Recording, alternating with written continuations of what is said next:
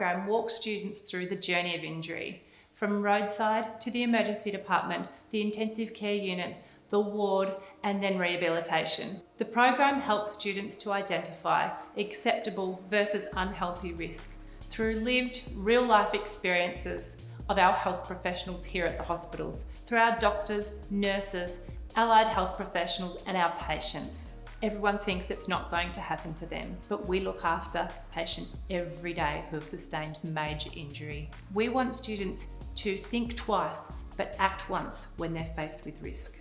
We want everyone to ask themselves, am I getting into that car?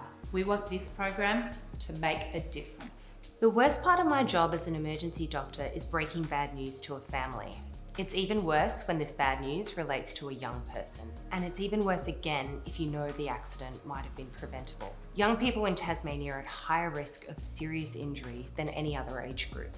Unsafe driving, drinking, drugs, and other risky behaviours increase the chance that someone might be seriously injured or killed. The PARY program shows the students what it's like to be seriously injured in hospital and what the long road to recovery actually looks like.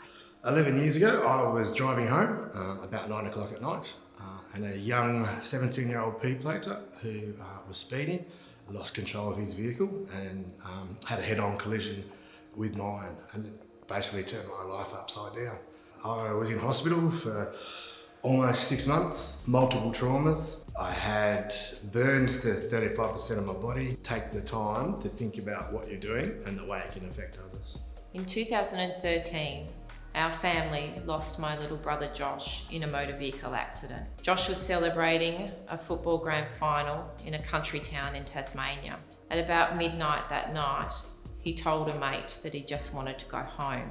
Josh was 5 times over the legal alcohol limit, and he got in his car and he drove, but he never made it home.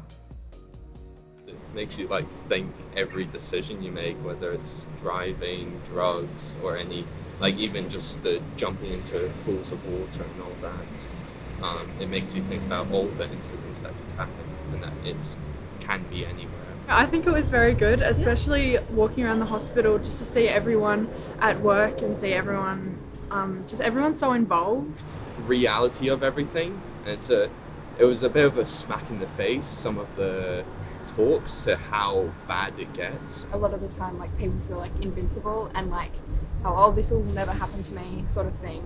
Whereas it's really real. It's just a very eye-opening experience. It's not as simple as it seems.